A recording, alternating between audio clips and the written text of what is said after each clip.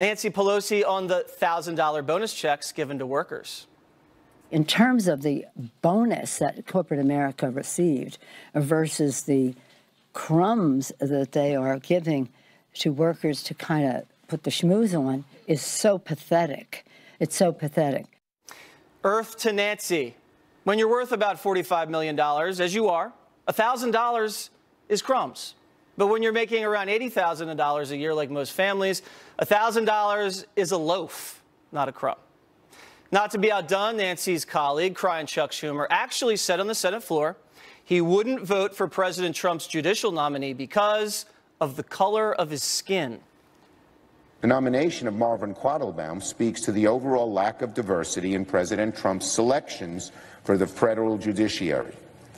Mr. Quattlebaum replaces not one, but two scuttled Obama nominees who were African American. Having a diversity of views and experience on the federal bench is necessary for the equal administration of justice. I'll be voting no on the Quattlebaum nomination. Senator, at least try not to sound racist. But this just goes to show that Schumer cares more about the color of one's skin than the content of one's character. President Barack Obama, a lot more savvy when it came to race than Chuck Schumer, but I guess it's gone to his head. The former president actually had this to say. One of the things I'm proud of in my administration was the fact that, and I think these things are connected, we didn't have a scandal that embarrassed us. There were mistakes, we'd screw up, but there wasn't anything venal during 8 years, and that's, I know that seems like a low bar, but... Now, it's easy not to be embarrassed if you don't feel shame. And Obama never really felt shame because the media always covered for him. People actually died in the wake of Obama's scandals. The VA, Fast and Furious, Benghazi. The president let ISIS take over a third of Iraq, and the death toll is still mounting. People pled the fifth, destroyed evidence, and his scandals cost this country billions, from Solyndra, the Obamacare website fiasco, or how about all the cash that was shipped to Iran that wound up in the hands of Hezbollah? But 44, as Maxine would say, was never very much in touch with reality. That brings us to Joy Behar. Many of you remember the View host slandered Vice President Mike Pence because he talks to God. It's one thing to talk to Jesus. It's another thing when Jesus talks to you. Exactly. Okay, well, that's different. That's different. That's called mental illness, if I'm not correct. If listening to the Lord is crazy, what does that make Oprah, who said she'd look to God for guidance on politics? God, if you think I'm supposed to run, you got to tell me. And it has to be so clear that not even I could miss it. And political correctness running wild in this country, and some people have gone off the rails. Tucker Carlson talked to liberal journalist Kathy Areu about whether it's inappropriate to use the word man. What if they were shopping at Goldman Sachs? They might come up short. Because it's a bank. Because the name man is adult male, and yeah, we need to change it. Like woman, I mean, has the word man in there, so just call us a person. So Gold Person Sachs, would that be better? I think so. I'm less offended. Yes. I mean, I don't even have anything to say to that. The master of politically correct gender pronouns, though, is our friend up north, Canadian Prime Minister Justin Trudeau. Maternal love is the love that's going to change the future of mankind. So we'd like you to look we like to say people kind, not necessarily mankind, because it's more inclusive. I don't think it gets any dumber than that. But it did. Now, we've been told cultural appropriation is offensive. White people can't dress up as Indians for Halloween. You can't serve tacos on Cinco de Mayo, stuff like that. We're told it's inappropriate. But the Canadian Prime Minister, who we're pretty sure is white, went to India and wore this. And he even topped himself and busted out traditional Indian dance moves. I don't know about that. That is what I call Dumb and Dumber.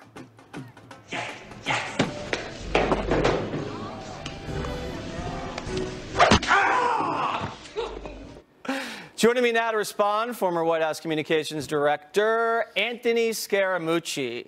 So what'd you think of the list? I'm just happy I didn't make the list. I was probably 11th on there. It was close. It was a close thank call. God I didn't make the list. Out of respect, you know. Hey, listen, I mean, the political correctness is sort of the nonsense that's really hurting everybody, because there's a vernacular, there's 5,500 years of culture, and we're just not going to homogenize our language. It just doesn't work that way. So I find it interesting. I'm assuming you're the judge and the jury on the list, but I think it's apropos that you pick the political correct nonsense as the top 1 and 2. Trump used to say that. He used to say, we don't have time to be politically correct. ISIS is chopping off people's heads. Yeah. And I think people forget about that. He's done a good job of decimating ISIS, though. He's knocked out 98% of their territory. And he's decimated political correctness. Yeah, well, he's certainly done that. Yeah, he's certainly done that. But that's the other thing. I say that the more politically incorrect our president is, the more upset they get on the side of political correctness. But what political correctness does to people is that it's this veil of a lie over the way the society is actually operating and the way society actually works. You know, I was with my daughter out on Long Island at Cipollini's on Miracle Mile near your home. There you go. And she's like, Dad, we should have a reality TV show, and the title should be, My God, My Father's a White Male. That's not a bad idea. It just sums up everything in life. Right? I love that, and you could play the lead. Yeah, all the angst involved with that.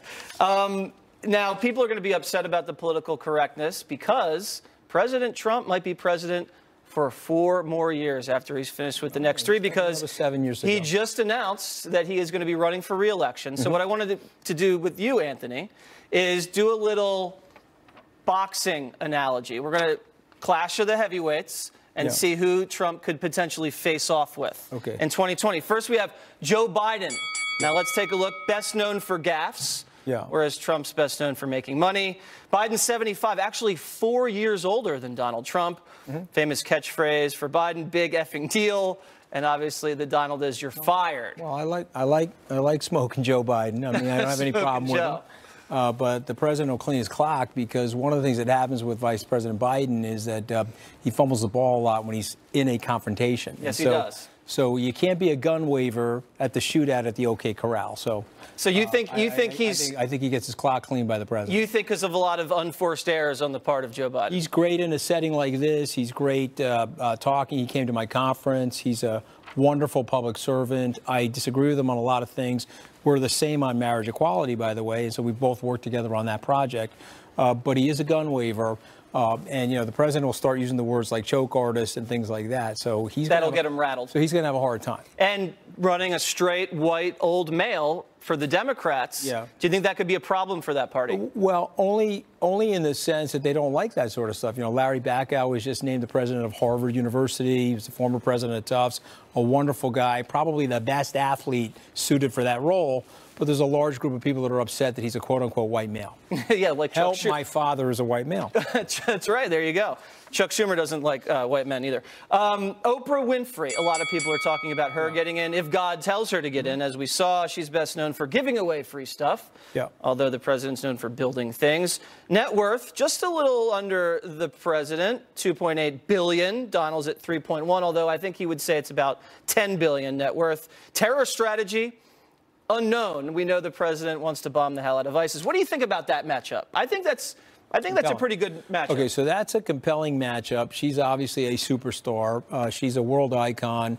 And if the president's nickname was the Donald, okay, her name is Oprah. Right. Okay, and so when you have one name, you're an iconic figure. That's right. The Democrats are going to have to the mooch. Well, it looks like it's that way now, but the Democrats are going to have to rationalize the quote-unquote hypocrisy. They didn't like the billionaire with no political experience entering the arena. Yep. They'll get over that in about 10 seconds. Okay? Oh, of course. And so now, if she enters the arena, she'll be a very formidable candidate. I don't know if First Lady Michelle Obama's on that list. But we didn't put her on the list because I think that's such a far shot. Yeah. I don't think she really wants to get in. I think these women are incredibly gifted. They're very articulate. She understands the social dilemmas and the economic dilemmas of society is about as well as anybody. She does. And she has a 98% name recognition. So and can raise a ton of dough. That's a little, and probably doesn't need to raise a ton of dough either. She can probably self-fund a lot of it. So this is a tougher, more formidable candidate. But here's the thing. Yeah.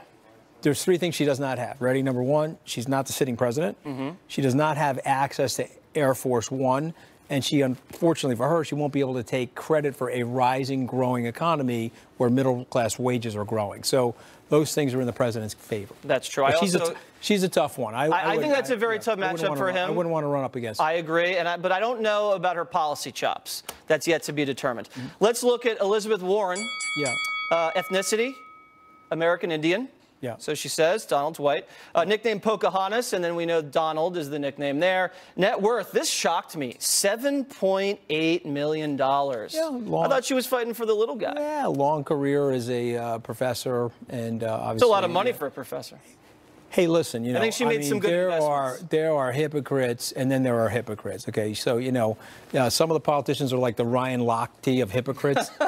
She's the Michael Phelps of hypocrites, okay? I mean, she's won, like, legendary gold medals, broken the world record on hypocrisy. But the other thing is she's so tone deaf about what it takes to move yourself in terms of class mobility and what it takes to grow a business and who owns the business and who built it. And she's really tone deaf. And what we know about our society, Jesse, you can take this to the bank, there are no equal outcomes in a society. No. You cannot legislate them. You cannot systematize them. You go to communist countries, there's a thin layer of people at the top. Only in the world of capitalism and through the free market system can we grow people into prosperity, can we move people out of poverty. And so she would get her clock cleaned, and I got to tell you, I would love to see that. There's not enough popcorn. The only thing that would happen is there'd be a popcorn shortage in America. That's right. As people were popping corn watching that one. That would be a beautiful race. Yeah. And Michael Phelps of hypocrisy. There you go. Bernie Sanders. Now, he's older than Donald Trump by 5 years. That's kind of against him. Belief system, believes in socialism. Obviously, Trump is a believer in capitalism. And where they honeymooned, I found interesting. Bernie honeymooned in Moscow. And after Melania, Donald, I guess, stayed home, which I find hard to believe. But I guess if you live in Mar-a-Lago, that seems like a honeymoon. What do you think about that? He's got a lot of pleasant homes. Him I like. Yeah? Okay, yeah, because I think there's a genuineness to his ignorance. Oh, he's a true believer. Well said. Genuineness to his ignorance. And so people that don't really have contact with the real world don't understand how the real world works. And so he's a great normative speaker. And he's very genuine. And I will also say this about Bernie Sanders. I give him a huge credit for this. I went to a couple of his rallies. This guy understands the dilemma of the movement of the aspirational working class, Jesse, moving into the desperational working class. He connected to those working class voters in a way that Hillary did not. The problem with him, okay, is that he'll get the youth vote. He'll get a lot of people clinging to him. And then at the last minute, they'll look around and say, okay, this guy cannot handle this job, and he doesn't understand the economy. Okay? Right. So he gets schmeisted if he can get the nomination, which I predict he can. What word did you just? Schmeisted. We got to use a little Yiddish. It's Bernie Sanders. Okay. Larry David's not here to help me out. A little schmeisting going on for Bernie. Okay, maybe Larry David could do the, oh my God, my dad's a white male. Yeah. Kamala Harris. Now, I think she is a legitimate threat because of a few things, which we can get into. She's young. She's 53. Former job, California Attorney General. You know that Donald was the apprentice host. Political idol. She's been called the female Barack Obama by a lot of people. Yeah. I think she's a threat because she's young. She's African American. She's a female. She is from California. She'll be able to raise a lot of money. She's fresh, not a big voting record. She's feisty. You see her really go on offense at a lot of these hearings. I just don't know if she has the charisma factor and the likability that, say, Barack Obama had. Well, I think she has the charisma factor. I ran into her in Israel the week before Thanksgiving, and I met her and her husband. She's a very charming person. She's got a lot of energy, and I think she's a very talented politician. She is. Now you've got to go from being a talented politician and understanding your state to crisscrossing America the way the president did in 2016 and the later part of 2015. You don't think she can go national? I'm not sure. I haven't seen her speak, and I don't really understand all of her policies. But just looking at her, getting to know her, she's very likable, and she'll definitely get up on the likability quotient for the American people. Okay. Well, I think that's it. Hasn't been proven yet, because I don't like her when I see her going after people on the Senate hearings. But that's all we got? That's it? We have one more. Oh, okay. All right. Terry McAuliffe. Yeah. Okay? Yeah. Fundraising. He's a huge fundraiser. Yeah. Known associates, Crooked Hillary. I guess Sean Hannity's the most famous known associate for the Donald. Weakness, corruption. I mean, he's always been in a lot of trouble. Donald's weakness is McDonald's. What do you think about Terry? You probably know him a little bit. He likes Jimmy John's, too, the president. Yeah, don't leave that Jimmy John's. I'm sorry. I think he is going to be a rough and tumble guy. He's a knife fighter. He understands the system about as well as anybody. I think one of the problems that he's going to have is because he's part of the Clintonista regime, there's a little bit of Clinton fatigue going on in the Democratic Party. He may not be liberal enough for the Democratic Party, and so he's got to win the nomination. But if he wins the nomination and it's white male versus white male in that blood contest, I still think the president beats him. So do I. But I think he's an effective guy. I don't want to sell him short. Here's one thing I love about the president, okay? I don't care who's up against him. He will never sell the person short. He'll always treat himself like the underdog in the battle. And he's got his expectations appropriately managed. Just for viewers, you're in Altoona, PA, and it's 24 hours before the election. You're flying up to Michigan, and you're making a speech at 1 o'clock in the morning, 12, 18 hours before the polls open. So this guy will leave everything on the field, no matter who's in there with him, and he's going to win re-election. All right. Anthony, we got to run. Yeah, it's been great. I know. It's been great. I'm a little surprised to hear that. She's done really, really well so far. I don't think you know everything that has happened since she's been here. So tell me. I mean, there's been a lot of things. You said she's done really, really well. Well, I can tell you executives thought she did very well. Classic Trump on Celebrity Apprentice a few years back. He wheeled and dealed in the boardroom, and now he's wheeling and dealing at the White House. The president conducting negotiation sessions with both parties on camera, something rarely done in Washington. He's done 13 so far on a range of topics from immigration to guns. I want a very strong counterpunch, because if you have a strong counterpunch, they're not going in, and you're not going to have this problem anymore. Some of you people are petrified of the NRA. You can't be petrified. I'll take the heat off both the Democrats and the Republicans. My whole life has been heat. When was the last time you took a Republican out? Why don't you guys go out and have dinner tonight? Joining me now, Fox News contributor Tomi Lahren. So, Tomi, do you like this showmanship? Oh, I love it. I think there's something to be said about this president. Besides the fact that I think he's doing a great job policy-wise, he's also undeniably magnetic. People love him. I think that's in large part why he was able to win in some of these states that were a toss-up, because they just love Donald Trump. They love to listen to him. They love to hear him talk. He's Trump. It's a captivating experience for everybody watching. The criticism is they call it Trump TV, and a lot of it is a charade, they say, and nothing actually gets accomplished after these sessions so far. What would you say to that? No, I don't think that's true at all, and I think the American people have a chance to see what goes on. We get a first-person look into what's actually happening in these meetings. I think it's educational, and Trump knows that the mainstream media is not going to cover him fairly. He knows this. They're not going to report on all the great things he's doing. They're not going to report on the compromises he's making, so he has to do it himself. That's what he did throughout the election. That's what he's going to do now, and I hope he keeps it up. I'm captivated by it. I just love how he tacks to the hard left and then back to the hard right, keeps everybody on their toes, remains flexible throughout the negotiation. I want to ask you about this. This really bothered me because it's not getting enough attention. This guy's arrested for sending white powder to Donald Trump Jr.'s family. His name is Daniel Friziello. I mean, he's so dumb he bragged about it on Facebook. There's his ugly face right there. And no one's reporting this. And we now know he's a Bernie Sanders supporter. Can you believe this hasn't been covered?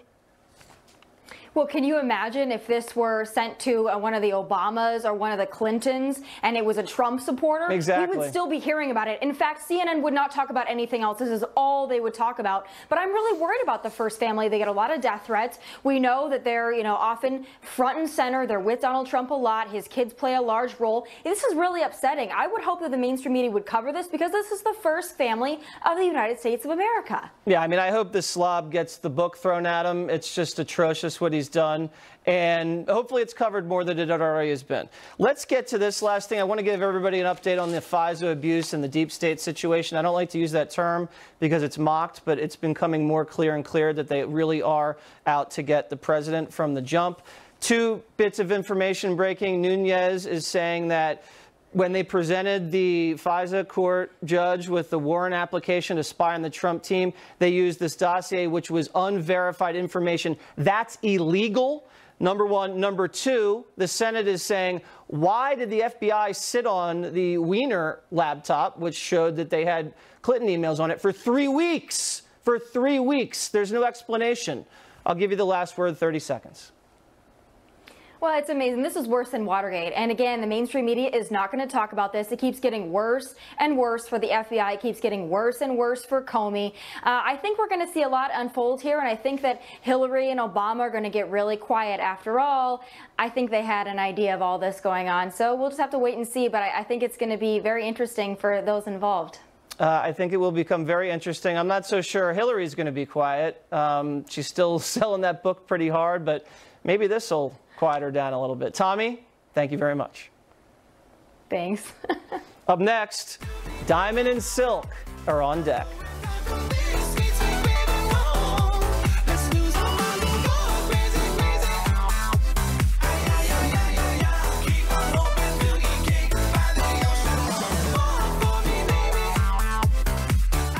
Live from America's News headquarters, good evening, everyone. I'm Julie Banderas. People all along the northeast coast bracing for more flooding tonight.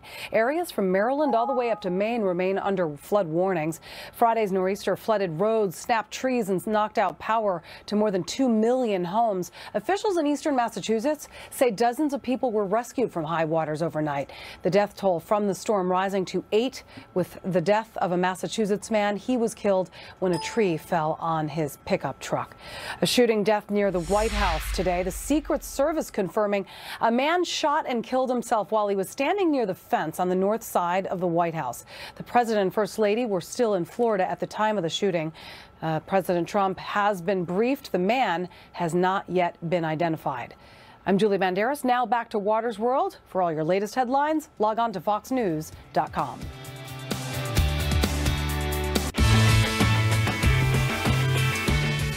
Joining me now, video bloggers Diamond and Silk. Hey, ladies. Hey, Jesse. So, Sheriff Israel down there in Broward County, people want his head. He may have to resign. He may get fired. He totally booted this school shooting down there before and during. What do you think about that guy down there, Scott Israel? Listen, he do need to be fired. Yes, he do. He need to fire himself because he dropped the ball. That's right. And then he blamed the NRA when he is to blame.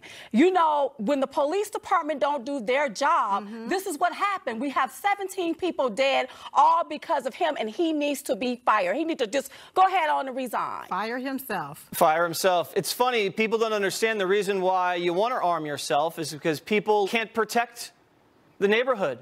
That's why people need to arm themselves, because they don't even feel safe with a police sheriff like this guy. I do find it ironic that, you know, CNN has a town hall when there's a school shooting. Where's this CNN town hall about the Chicago violence? Absolutely. You know, the other week, 8 people dead, 30 wounded in Chicago. No sound from the left. They didn't make any noise about it. They didn't have a town hall about it. Listen, violence is violence, and I don't care who's doing it and where. But our police department have to be held accountable. They are there to protect and serve, they should have been protecting and served. Even the 3 blind mice would have known that something was wrong with this guy. You should have ran up there with your gun, and you should have pulled the trigger to take him out. Ain't no need of blaming the NRA. The NRA didn't go in there and kill them 17 people. This boy did that, and they should have been watching this boy with a side eye. That's right. And another funny thing is the left is always trying to take and say that our president is like a dictator, but yet they're in the street telling the president to take their guns away. What is that about? That makes absolutely no sense, but a lot of stuff doesn't make sense from the left. Let's talk about Vladimir Putin. This guy loves to take his shirt off, and now he is flexing on the United States, bragging about how he's got these hypersonic missiles, this new missile that can't be defeated by our defenses. How would you guys handle Vladimir Putin? Well, you know, Putin, you say he flexing? Well, he need to flex on this. That's right. We are one of the most powerful countries on the planet. You let him know don't start none, won't be none. I love it. Now, he says he has a nuclear-powered underwater drone, a new hypersonic missile, a nuclear-powered cruise missile, and has unlimited range, high speed, and maneuverability. It can pierce any missile defense. What do you think Donald Trump should do in response to Putin flexing like this? he should ignore Putin. Because Putin is trying to get reelected and he's just trying to be seen. That's right. I would ignore him. But Putin needs to know, don't start none, won't be none. And don't silent, come for us. That's right. And silent is violent. Stay Ooh, silent. That's I like right. that. And it's pretty easy for Putin to get reelected because he rigs the election. Ladies, I know you're on tour, and people can go see that at diamondandsilk.com and get tickets, right? Oh, Absolutely. yes, go get your tickets for Pennsylvania, Pittsburgh, Pennsylvania, diamondandsilk.com. Dallas, Texas is sold out, so come on, let's sell out Pennsylvania, you all. Yes. All right, ladies, enjoy the weekend. Talk to you later. Thank you. Thank you for having us. Remember when I ate steak in front of that vegan? There I am right there. Well, she's going to be back. I don't know why. I guess she's a glutton for punishment. Getting jiggy with it. Getting jiggy with it. Getting jiggy with it. What? You on the ball with your kid? Watch your step. Sunday, William Jefferson Clinton has undermined the integrity of his office. The lasting impact 20 years later. They really are the Bonnie and Clyde of politics, and they always gain. Don't miss the finale of Scandalous, Sunday on Fox News Channel. America, you want to respect every citizen, but at the same time, you want to be fair. Mackenzie Beggs was born a female with female body parts. Mackenzie has decided that she identifies as a male instead. So Mackenzie is transitioning from female to male and is taking testosterone. Now, the name is Mac. Mac is a high school wrestler in Texas. But because he was born a female, he competes against girls. But Mac's pretty big, and some say the testosterone is creating an unfair advantage. He's now won 2 consecutive state championships in the women's division. I'm looking forward to college. I'm looking forward to being on a men's team, being in the men's division, working on my takedowns, being as strong as the guys. I'm already a couple of years behind, so I have a lot to catch up on. I trained too hard for haters to put me down. I worked too hard for that. I worked day in, day out. I've been through too much for anyone to put me down. Joining me now, sociology professor Ann D'Alessio Parson. Professor, do you understand that Mackenzie, now Mac, is taking testosterone to become a man, and that's kind of unfair if a testosterone-taking person is competing against women? I think that when it comes to these issues, we tend to focus on the ways in which we're policing boundaries. So my answer is, why don't we just listen to the situation, listen to what everyone involved wants to do. And in this case, he wants to compete with the boys. So I think that we should get behind that, those efforts to allow him to compete. But if he wants to compete with the boys, and I guess he is not a he yet, they're still part of the transition, but the boys don't want that, and then the girls that Mac keeps pinning, I mean, Mac's undefeated. It's 36-0 this year. 2 state championships. They don't want to wrestle Mac. It seems like everyone's not happy with the situation. Should we listen to them? I mean, it sounds like I didn't hear evidence that the boys did not want to compete with him. Was that reported Well, she's somewhere? not allowed, or he is not allowed to compete against the boys. Yeah. So that's really, I think, the question is, why is he not allowed? Well, because and what could we the do birth to create a certificate situation where he'd be allowed? identifies this person as a female. And the person has female body parts. Right? So in what ways can we create an environment so that we are keeping pace with the ways in which, gender is something that is fluid and flexible and changing in our society very rapidly? I understand that it makes some people uncomfortable, but I think that we can set aside our discomfort and understand that respecting the identities of individuals is much more important. And so prioritizing that in this case would mean listening to Mac, as well as, I think, the energy seems to be that competing with the boys team would be a great solution. So I think we should get behind that. Well, perhaps, but if you keep everything fluid, then men and women can just wrestle in different divisions, in different genders against each other, and it can keep changing. There has to be some policing, but let's move on. Purdue University has suggested that people not use the word man when they're writing. Mailman, policeman, because they think that's sexist and could be kind of offensive and biased. Do you think we should just remove the word man from all terminology? Well, when we're talking about men, we should probably keep it in our language. In general, I think with language, we want to also understand that these things are fluid and changing over time and be flexible with our minds. Again, it can cause some discomfort at first, but the potential rewards of changing that is creating a more inclusive society. So how hard is it to start thinking of mail carrier, police officer? And when we are making those connections constantly in our language, we're also shifting our collective image of what it means to have these jobs. Yeah. What if you say a first baseman in baseball? Is that wrong? I don't know much about baseball, so I'm not sure what the different positions should be. That's not my area of expertise by any means. A third baseman. What do you think we could say that doesn't have a man in it? Okay, well, so in softball, we're going to say second base woman, second base person? Second base person? Why not? Okay. Sounds more inclusive to me. And I think the question with a lot of this is why not? Why not try it out? Maybe it feels like a new language to some people, that seems to be the philosophy of the left for most things. Why not? All right, Professor, I have to run. It was great talking to you.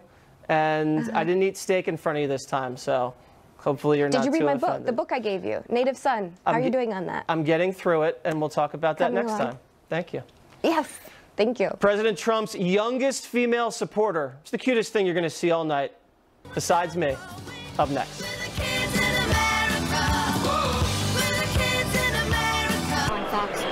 And there was this guy, and he said all these problems. Okay, all the political people say all the problems. Then he said something that amazed me. He said how to fix them. And I could tell he was going to fix them. But how was he going to fix them? Then he said those words. I will remember it till the day I die. I, Donald J. Trump, am running for President of the United States of America. And I knew I had to back up this guy. That's 12-year-old Millie March, one of Trump's youngest and most energetic supporters, and she joins me now. Hey, Millie. Hi. How you doing? Great. How are you? I'm excellent.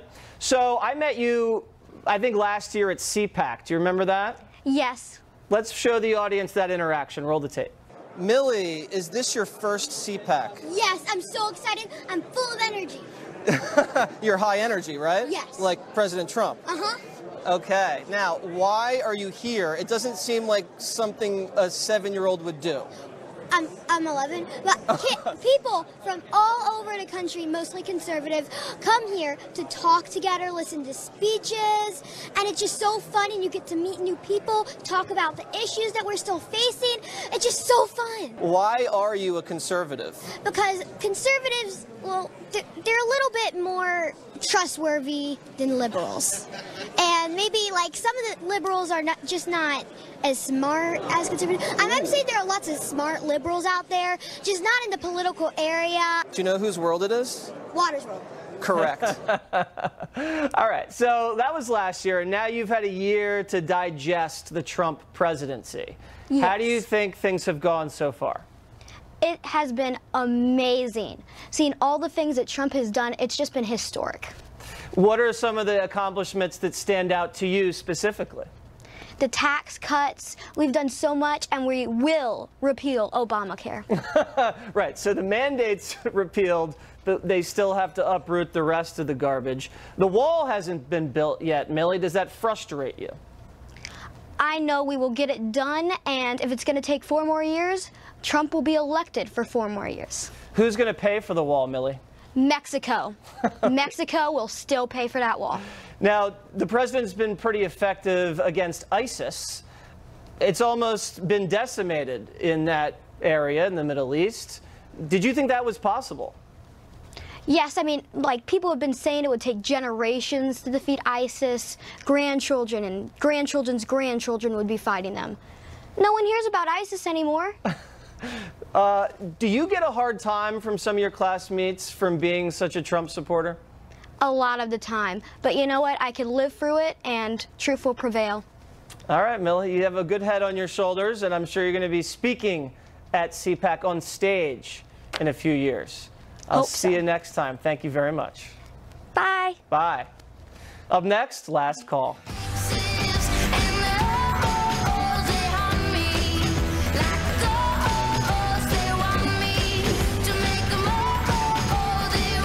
Here he is talking about his legacy.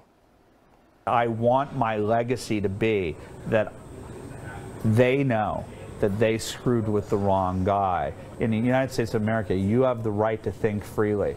You have the right to be whatever you want in this United States. And the idea that the Democrat media complex would tell you that you are a slave to an ideology, to a mindset, that if you don't abide by it, we're going to punish you severely.